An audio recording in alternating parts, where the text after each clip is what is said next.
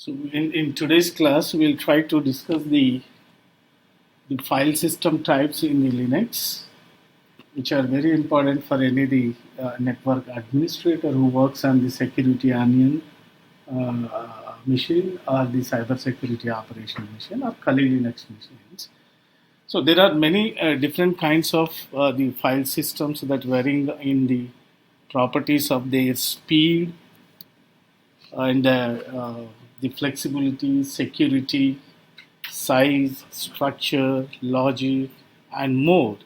But it is up to the administrator to decide which file system that the administrator follows to organize the files, because all the configuration files will be accessible by the administrator, and once your operating system is built, automatically the configuration files will be loaded into your memory and they start executing. Once they start executing, then they provide services for the client as well as for the servers, right? So it is up to the administrator to decide which file system type is the best suit for their operating systems that files will store. But there are many different types of the file systems are there in the Linux file system. So initially, the file system which supports for any operating system that we call the second extended file system. So this second extended file system is a choice of your flash-based storage media, and this file system is basically used within the system, within any individual system or any individual operating system. So the flash memory device have the limited number of write operations. So if any configuration files are there, they have the limited number of write operations. So as the write operations are limiting, then the lifetime of that particular device will increase, because as it's performing the less number of operating system, the write operations in the file, right? And the extension to this, the another file we call the third extended file. So the major part of the third extended file system is basically used to minimize the file size in around from 32 terabytes. So the file system that keeps the log of all the changes to be made. But the advantage of this file system is because of the power loss, if your system suddenly is shut down, so this file system keeps track of restoring the same status of your machine. So that that is the advantage of this file system. That is the third extended file system part. And another file system, that is the fourth extended file system. So this fourth extended file system was created based on series of extension to the third extended file system. So what are those? While the extensions improves the performance of your the ext3 file system and increase supported file sizes, whereas it minimizes this exit tree that minimizes the file size to your 32 terabytes, but whereas it supports the file sizes, and the developers were concerned about the stability issues and were opposed to adding the extension to this the third extended file system.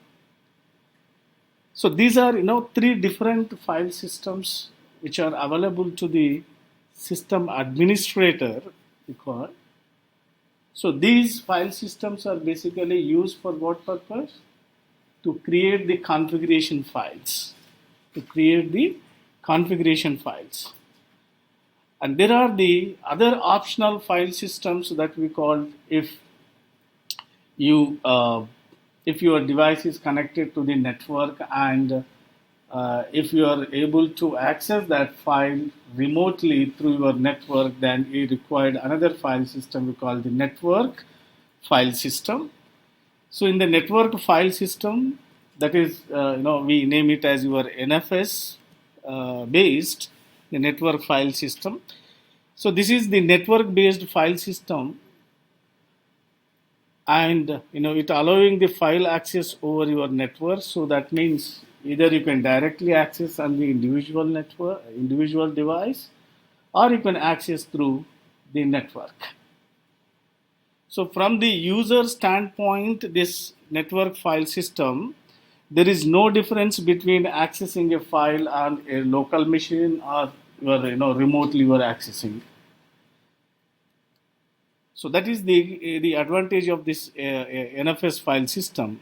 So this NFS file system is open standard, which allows anyone to implement. But whereas your second extended file system, third extended file system, and your fourth extended file system are available to only the administrator. So only the privileged, or we can call the supervised users, can create those files, they can modify those files. No other users. Suppose if we are allowing on this system as a guest user, we don't have the permission to access those files because those files are very important files. So this NFS is open to anyone. So anyone can, it may be the administrator, it may be the guest users, they can use this file system to access remotely from any system.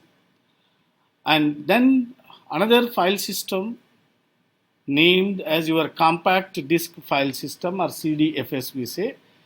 So this was created specially for the optical disk media purpose. If you are using optical disk media, you follow the file system of your CDFS. And there is another file system in the Linux we call the swap file system. So when you are doing operations, like some modifications at the write operation or read operation or executing operation of your files, sometimes your hardware, which is called your RAM, your primary memory, if it becomes full, so then the unused or non-frequently used files which are present in the RAM will be swapped from RAM to the partitioned memory. And when there is a requirement of that file which is there in partitioned memory, that will be again swapped.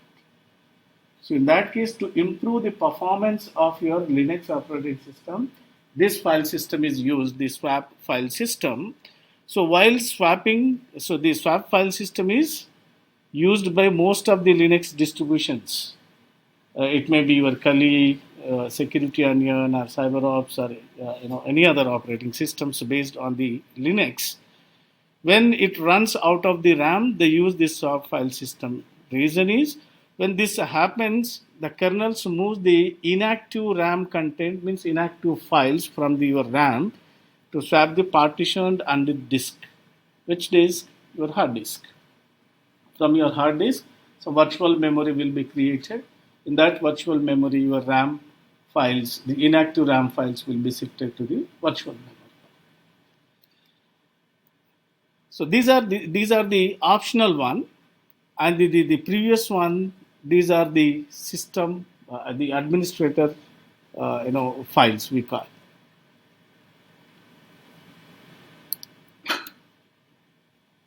And then there are other optional file systems which supports for your Apple operating system, the Macintosh, as well as your Linux.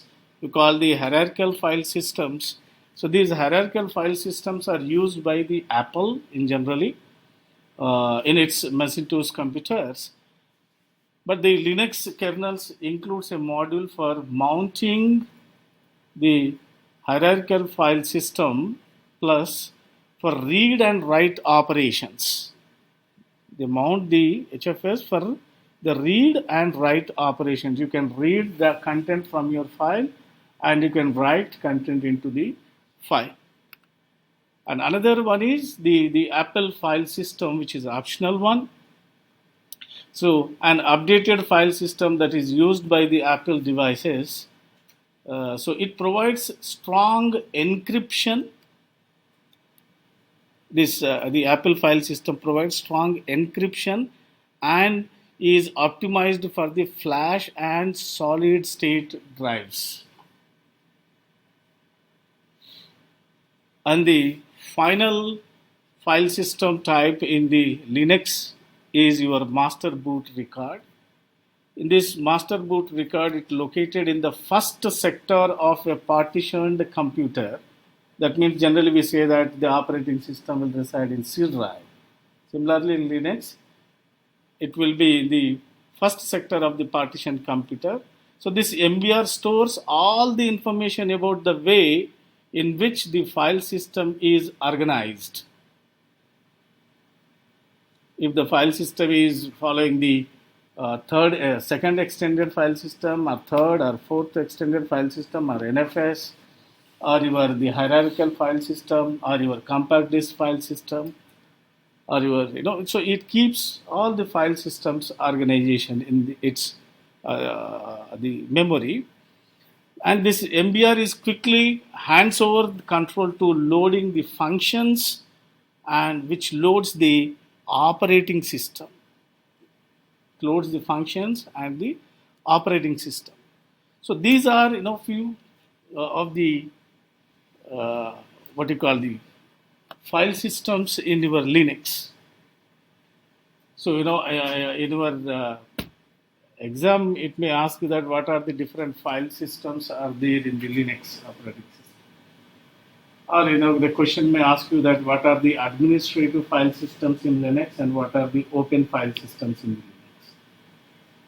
So if specifically ask you that what are the administrative file systems, means you can say that it is second extended file system, third extended file system, and fourth extended file system, which is controlled by administrator.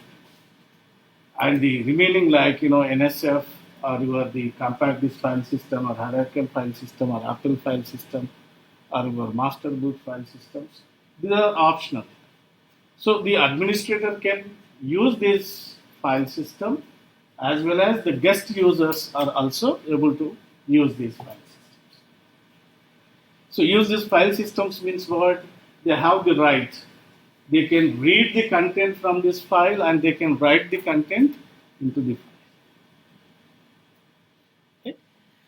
So then let us see.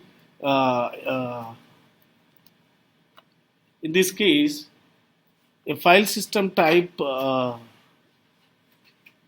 The operating system, when you go through the virtual machine that you can find the mount command. So mounting is the term used for the process of assigning a directory to a partition. So after a successful mount operation, the file system contained on the partition, it may be in your C drive or your D drive or any partition segments are there, then those are accessible through a specific directories. So in this context, if you see, the directory is called the mounting point here in this command line. So in this mounting point for that file system, so the Windows users may be familiar with this similar concept, the drive letter that is mounting. So here if you give the command that mount here, you will find some of in the first field you will find the letters that R and W. So this R and W mentions that you can read the file from your flash, or you can write into the file. We'll discuss this more about this. So this this command output shows the output of your mount here. That command issued on your CyberOps operating system, which is given on your virtual machine. So here, it gives all the related information, read and write, and it gives the super ID is given. No super ID means for this particular file, the user is not treated as a supervised user. Supervised user means your administrator, correct? And you can find here the no device. So no other devices or no other partitioned memory is accessible. File system is accessible here. So, and they cannot execute those files, no execution. So these are, some information, and which is very, when issuing with the no options, because we just issued only the mount here without any options. Okay, so this mount returns the list of file systems currently mounted in the Linux computer. So while many of the file systems that shows are the out of the scope of this course, but we don't get into that in detail about the no supervised ID or no device accessible, no executable file, or some real-time the monitoring system. It is simply given for the guest user purpose.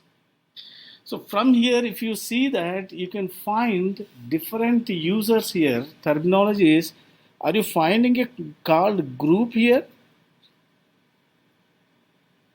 Groups are there, right? And you can find the group. Some groups are the like group 2. You find the group 1. That means for every file system you will find there will be a admin, and there will be some groups, specified groups, and there will be other users we call the, they can very rarely enter into the system, and they can leave the system. So based on these categories, the file systems are organized. So administrator can access any kind of file system, but whereas groups, whatever privileges given, only those privileges can be executed. For others, only limited the privileges will be given. We'll see that, the one by one in the coming one. So that we call the Linux roles and permissions. What are the roles of admin? What are the roles of your group? What are the roles of other users? And what kind of permissions are given to these users? So that, we say the Linux roles and their file permissions. So most system entities are, treated as files in the Linux operating system. So in order to organize the system and enforce the boundaries, that is the roles and their permissions within the computer, the Linux user uses the file permission system. So in this, file permissions are built into the file system structure and provide a mechanism to define the permissions. They define the permissions for the Linux users. So in this, the file permissions, every file in Linux carries its file permissions, which defines certain actions. What kind of actions? Whether that actions that whether they are the owner of that file is one, or whether they are the groups or the others. So the possible permission rights, for any file that you find, that read, write, or execute, right? Your read, write, or your execute, and generally for commanding we write that read, write, and execute files. So in our previous slide, if you see that we just write only mount, right, without giving any prefix or suffix to that.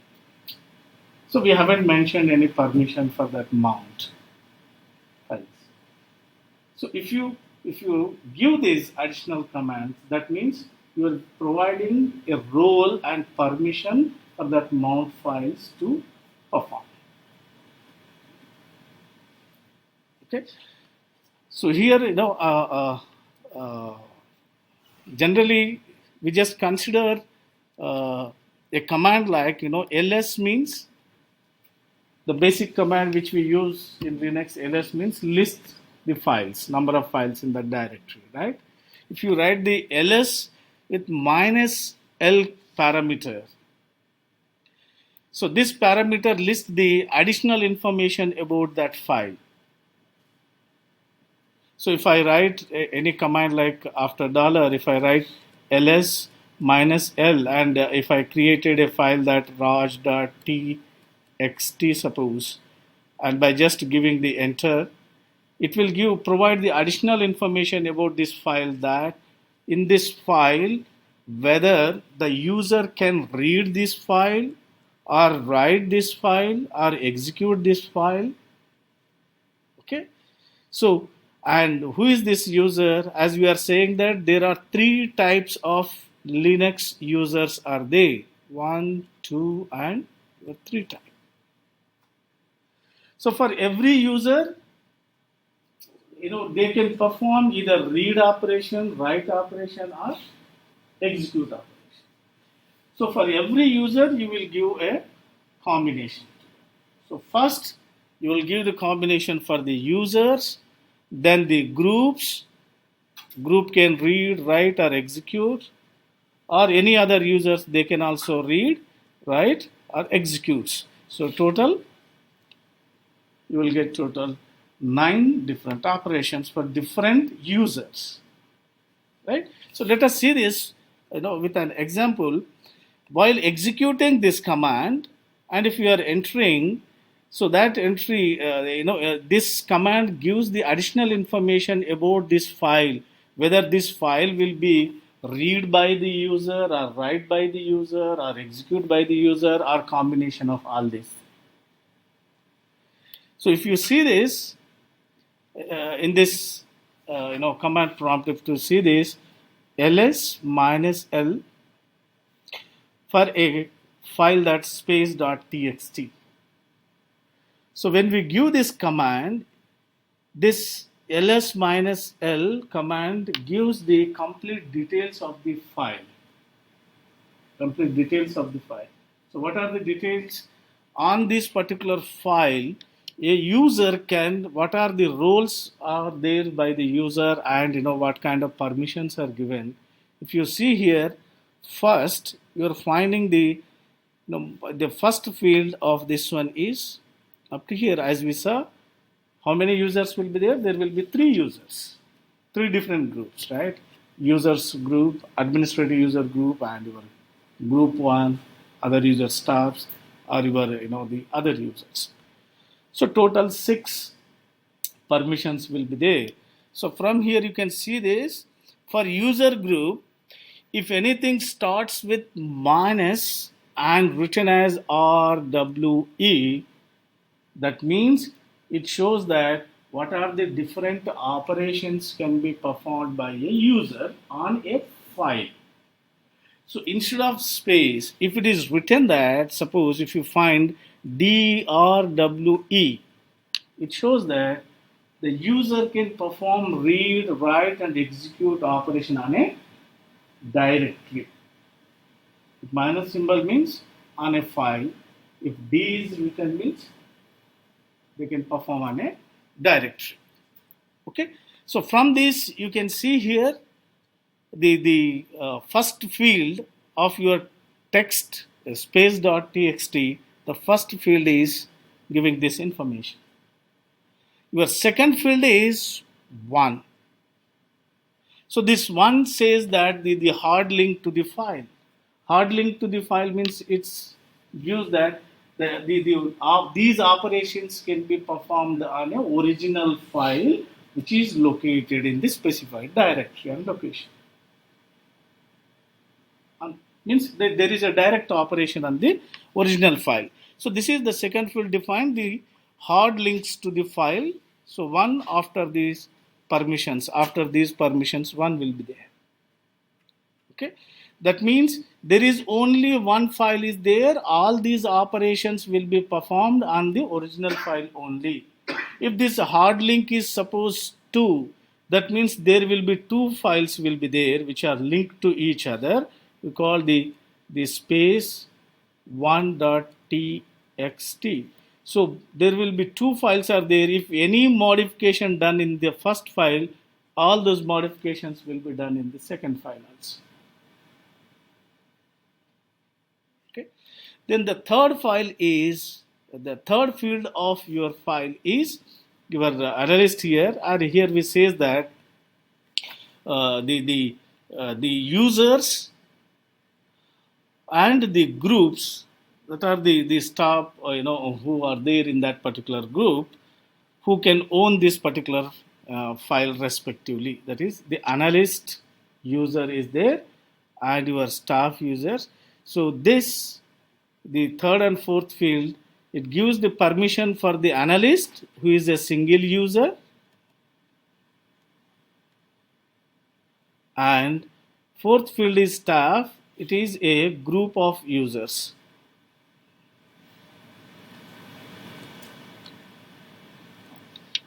Okay. And the next field is it gives the size of your file. What is the size of your file? And next field gives your sixth field gives the time and date when it was created or modified or updated, and the last one gives the name of your file. So now, in order for this, the Linux roles for any file permissions, in the roles, what are the roles are there? For a particular file, the roles are the user may be the owner as a single user, or group of user, or any other user. So when you are giving this permission to your file system, first what you follow? You will follow the permissions first, read, write, or operation permission for different groups. You need to mention for every group. First 3 characters for the first user, next 3 characters for the next user. Okay. First 3 for the first user, next 3 for the next user. If you are giving blank, means that operation is not allowed by those users. Correct? So in the second field, if you observe, in the second field, the first 3 characters are your read, write, and execute. That means your administrator can read, write, and execute. The next 3 characters, out of 3, 2 are there. So for the staff, they can read and write, but they cannot execute that file. The third field is blank here. For other groups or for other users, they can only read, but they cannot write and execute. Okay, so that is the permissions which are given, and the importance of this one means it shows that whether there is only one file or any other linked files are there. Okay, so this is the most important one as a network administrator or your cyber security analyst to create a configuration files, or when you are defining a intrusion detection file system. Okay, you follow these rules. Okay. So, this is what, specifically we mentioned. If dash is there, means it indicates the file. If D is there, means it indicates the directory. And there will be 3 types of users will be there for any file. One is the administrative users. Another one is group of users. Administrative users means the specialist one. Okay. And the other users are there. Okay. So then in the Linux system, they uses the octal values are used to define these permissions basically. So now there is a read, write, and execute operations are there on any file system.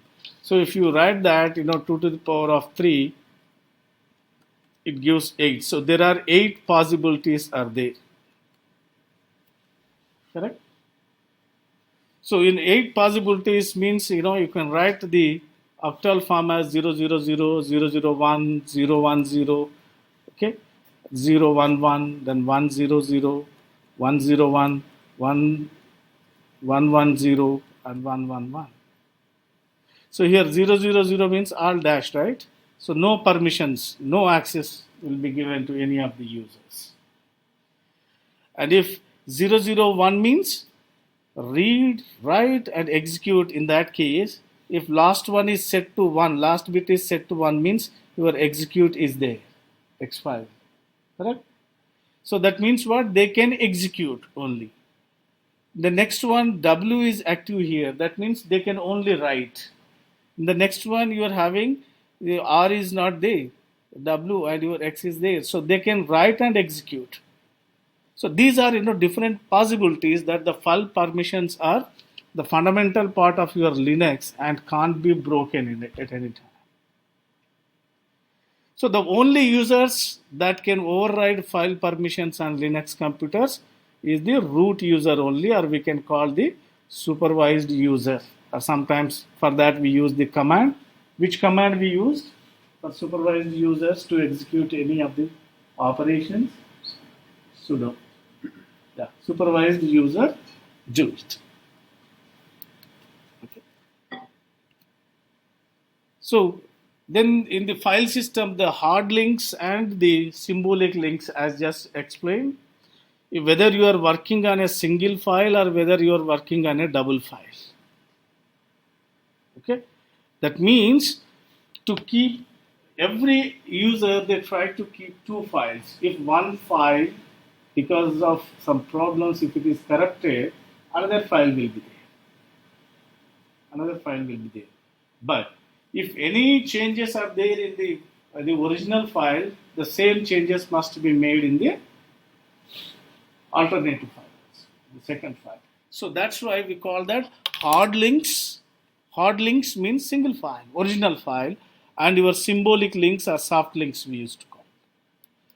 So for that, which command line is used means we use the ln command to create a hard link. So here you can see the ln command and the original space file, that space.txt, and giving the another name for the new file as your space.hard.txt. That means what? It is a copy of your original file, right? So the first argument is the existing file and the second argument is the new file. So to make that copy of your original file, we use the ln command. So here the question is to see the more information about file, which command we use? ls minus l. Okay. Yeah. To create a duplicate of original file, which command we use means ln, then argument 1 is original file, argument 2 is whatever name that you want to give, that give that name. So by that name the file will be created. In our example, we have given the name as your space.hard.txt. Right? So here, once these files are created, then you can go and check the information, more information about that file.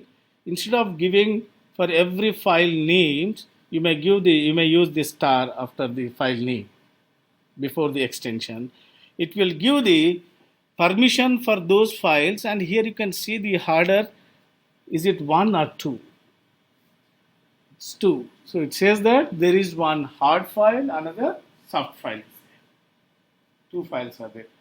On both the files, what are the permissions given to different users means? It gives that the user can write, the single user, the admin user can read and write. And the group of users, they can only read, other users can also only read operation. Permissions are there on these two files that mentioned by 2. So who is the user for these files means analyst, single user. Group users are also the analyst, another group user name, their file size, and finally they have given the file names. right? So in this case, if the analyst wants to write something into the given file, then which command that they use? So both the points, point the same location in the file system. If you see here, okay. But if you change one file, the other is changed automatically as well. And to add any information or any text in these files, we use the command echo followed by the apostrophes. Within the apostrophes, whatever you write, that will be added to that file. Okay. So what is the use of this? When the initial configuration that you do on your server for giving these services, network services to your users, initially suppose if you have only 20 users. So in your intrusion detection system configuration file, that snot configure file, in that you are mentioning a rule that only these users will be allowed. Only these users will be allowed means you are going to providing the IP address of each user. So if any packet comes from those IP address, then only those packets are allowed on the server. If other than those IP address packets come, so they are simply dropped. Wow. Next one is, after a period of time, the group is increased on the server. Instead of 20, suppose there are 30 are there. Then what you need to do, you need to add other rules also for other users, remaining 10 users, right? So there you can use the echo, and instead of here we use the testing hard link, there you can write the IP address. So that IP address will be added into your snot configure. So for that, which command we used means echo command, and give the file here space. So generally for the intrusion detection system, we use the snot file, the snot configuration, CFG config file.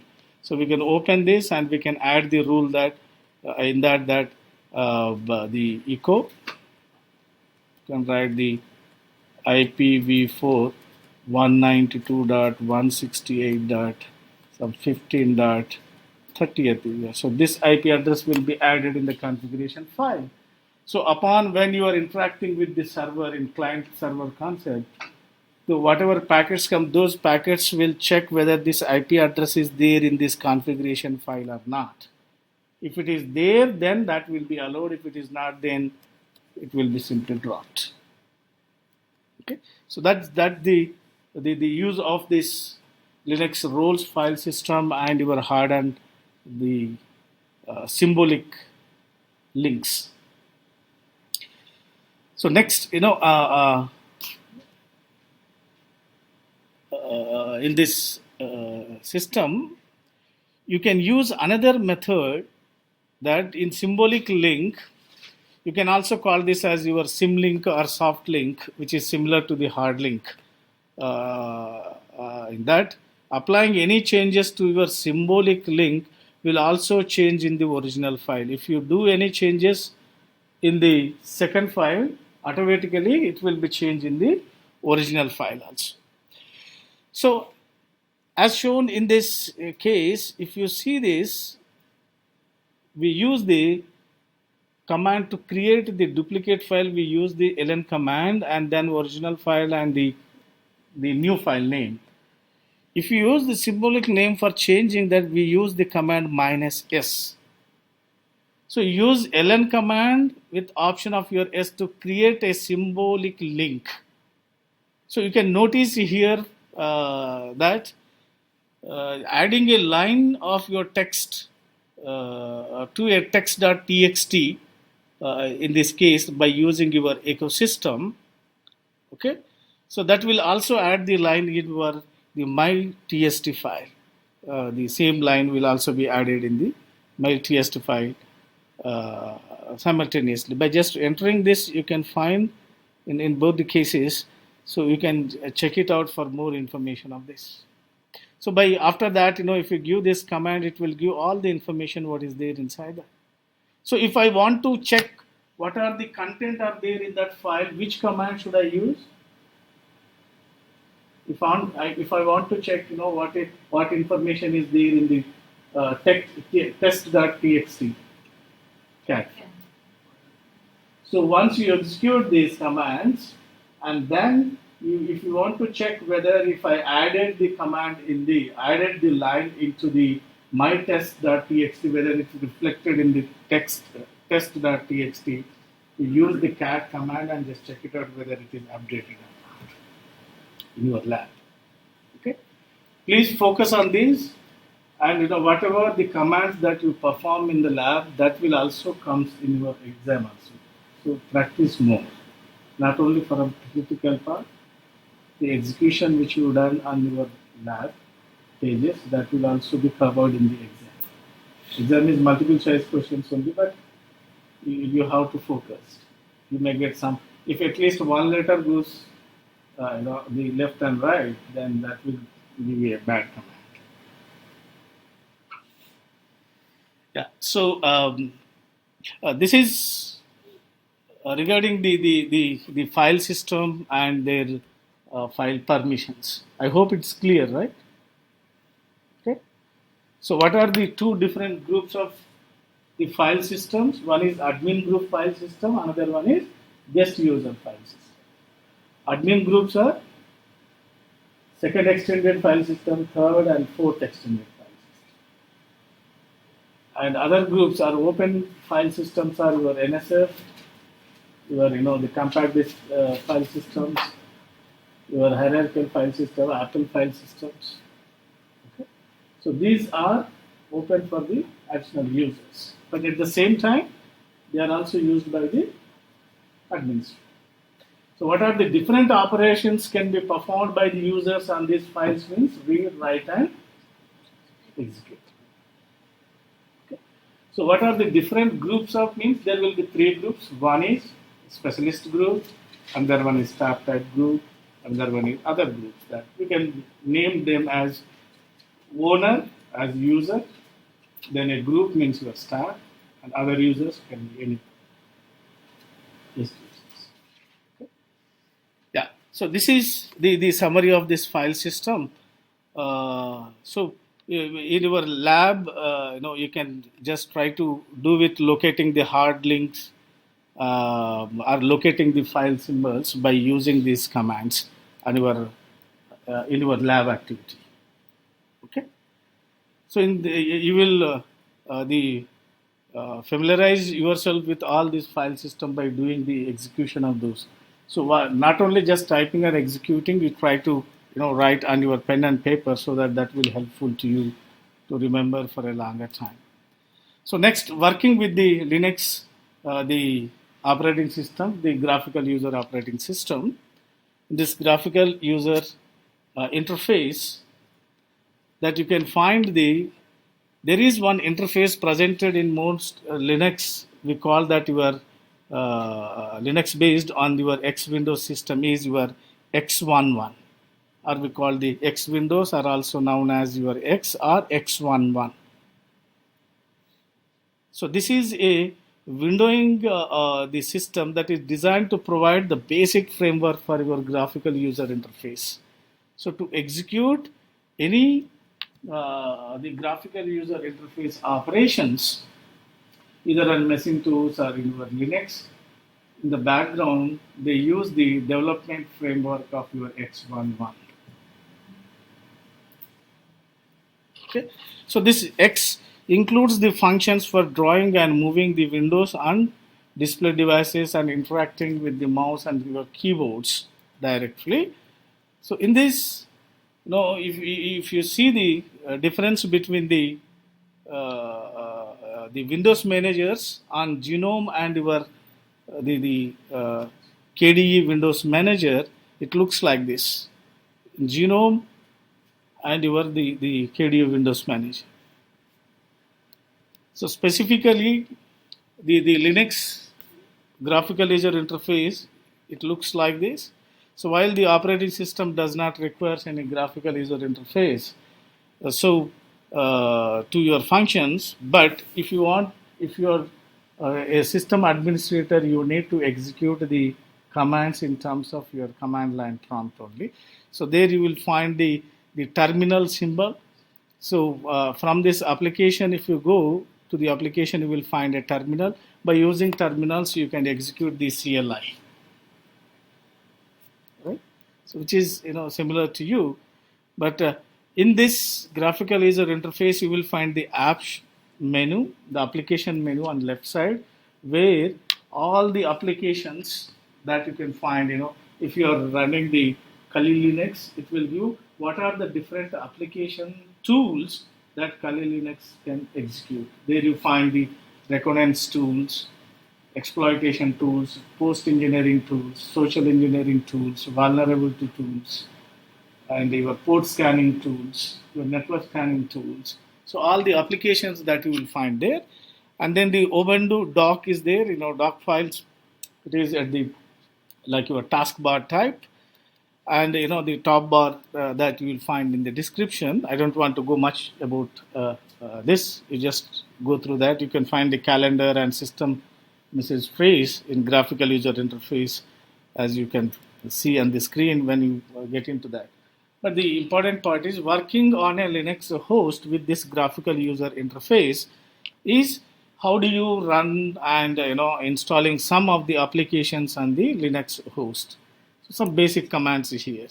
Okay, to install anything or running any applications on the Linux host, you must have the permission as a supervised user. So the end user applications are complex programs basically. So they are written in a compiled languages. So to aid in the installation process, Linux often includes the programs we call the packages. So those packages can be the installed by using a specific command we call. So package is a term used to refer to a program and all its supporting files. So by using a package manager to install a package, all the necessary files are placed in the correct file system and their locations, you can say. So the package managers vary that depending on the Linux distributions, like it may be Debian, it may be your Security Onion, it may be your Kali Linux, it may be your CyberOps. Okay.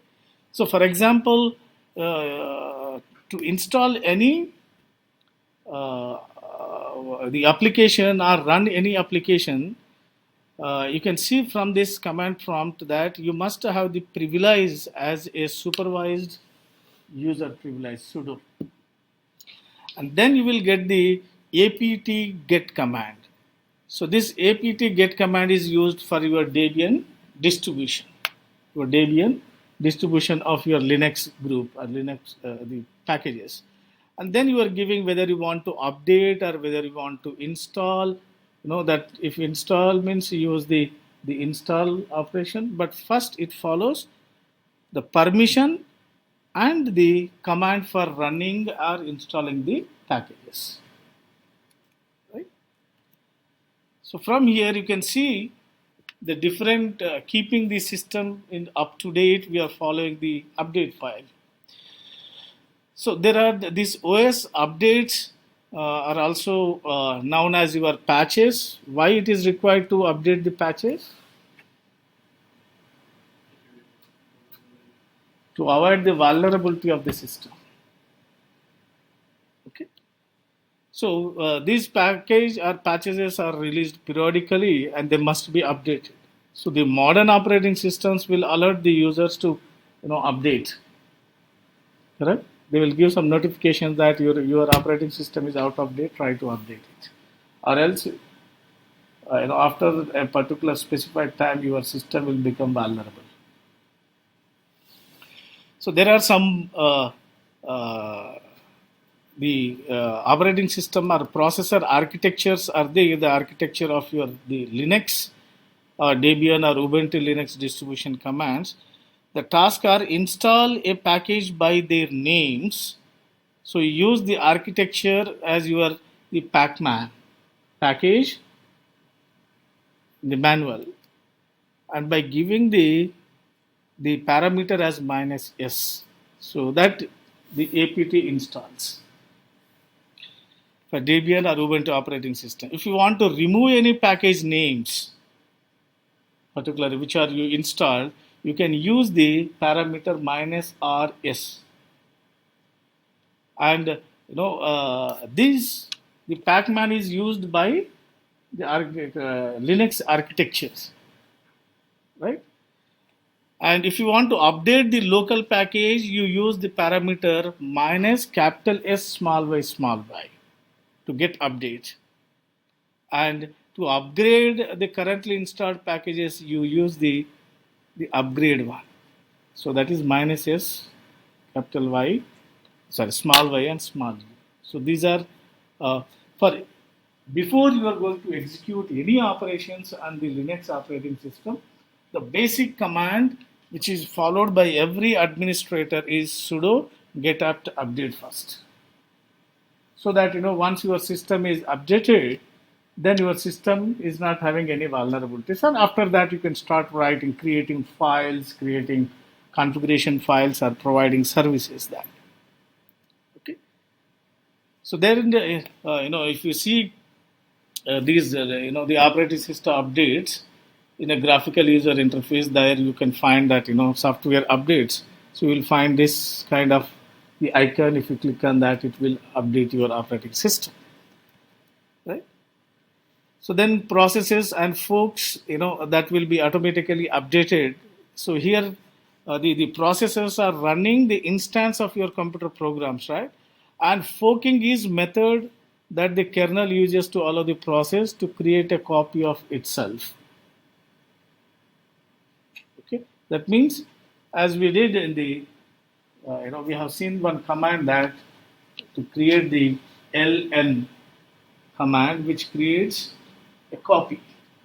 And if you are writing anything in the copy of your original file, that will reflect in the original. If you change anything in the original file, that will reflect in your copy file. So that we call the processes, and the forks one. So for that, to the commands which are used to manage the processes, one is your ps command, top command, and kill command. The ps command is used to lead the processes running on the computer at that time. And the top commands are used, the top command is used to list the running processes, but unlike your ps, top keeps displaying the running processes dynamically. And then you can use the q to exit this top. So what is the, suppose while you are executing some files, sometimes when you install some packages, they will take your booting programs into consideration, and as soon as your operating system boots, those programs also start running. By that, during your working time, you may not use that processor, but in the background, that processor is still running. When that processor is still running, it occupies some memory. When it occupies some memory, your system performance becomes slow. In that case, as an administrator, you may use a file system called your swap file system. So that swap file system can push all these inactive processes into a partition memory. So instead of that, after updating your operating system, if you go and check that what are the processes are running, in that whatever the required processes are there, they make them as active, and remaining processes you try to use the command line kill command, so that they will stop. When they stop that, then in that case your processor memory will be saved, your processor speed will be increased. That is used to modify the behavior of your process. That kill will remove and restart and pause or process any of the processes, right? So this is the output of your top command prompt, which shows what are the different processes which are used. If any inactive processors are there, then your swap file system will swap it. Okay. Yeah. So this is another important point for your working with the Linux host. The end user is the malware on a Linux host. How to identify a malware on a Linux host. So the Linux malware that includes your viruses, Trojan horses, your worms, and any other types of your malwares that can affect your operating system to become slow. So how to protect the Linux host or end device from these malwares, right? So there is a common command that is used for this the malware purpose. So while the operating system files are executing on your operating system, due to a number of design components such as your file system structures and file permissions and your user account restrictions, the Linux operating systems are generally regarded as better protected against these malware the parts. So while the arguably better protected, this Linux is not immune to malware. So because the any of this operating system, it may be secure ops operating system or Kali Linux operating system, or your cyber ops operating systems. So this Linux is not immune to malware basically because it is open the platform operating system, correct? So then many vulnerabilities have been found and exploited in the Linux. So these range from server software to your kernel vulnerabilities. So attackers are able to exploit these vulnerabilities and they can use different tools for finding the vulnerabilities of your Linux operating system and they try to attack again. So because of this, Linux is open source. You need to fix and the patches are often made available within the hours of the discovery of your vulnerabilities part. So if a malicious program, or we can call the, it may be your malware, virus, Trojan horse, we call them as your malicious programs, is executed, suppose by mistakenly with the vulnerability of your operating system, then it will cause damage regardless of the platform. It may be whether it is a Linux or Ubuntu or your security onion or cyber operating system, whatever it may be. So a common Linux attacker vector is its service and the processes will be stopped basically. So vulnerabilities are frequently found in several processors, and that gives the as a white hat hackers or your gray hat hackers, they always work on this to find out the vulnerabilities of your operating system. So in this command, if you see in the common Linux attack vector, as we are saying that it is a service and the process. So what services? These services are your network services. So network services means you can call the HTTP service, HTTPS service, DNS service, FTP service, SSL service, Telnet service, VPN service. So all those services will be affected. So the command output from this, if you see that telnet command, a telnet service is used to connect your operating system remotely, connect your device remotely by using the IP address of your server or IP address of your host. Telnet with the IP address. This is the unique IP address. So from this command prompt, if you see this, the CyberOps operating system machine is trying to connect to this particular machine using your telnet service. So once it is connected, it will give you that your machine, CyberOps machine, is connected to this server. So here in the command output simply shows an attackers using the telnet command to probe the nature and the version of the web server. So what kind of information they are getting? What which service is executing means the HTTP service response. So from there, the server name is Nginx server and the version is 1.12.0 version is used, and it gives the information that when it was updated and what content type is there on that server. It is going to execute the HTML and the content length is your 172. So it gives the complete information of your web server, and it is showing that which port is opened. So which port is open means it is the executing this HTTP. So HTTP port is your 80. If it is accepting the HTTPS, then the port number is 443.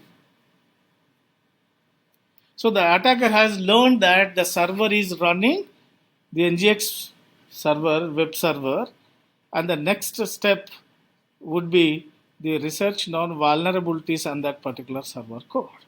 So if any vulnerabilities are there, they can simply connect. Okay, that means what?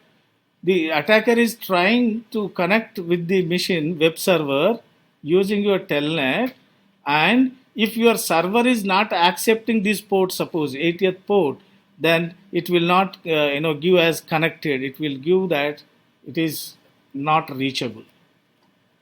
It gives not reachable.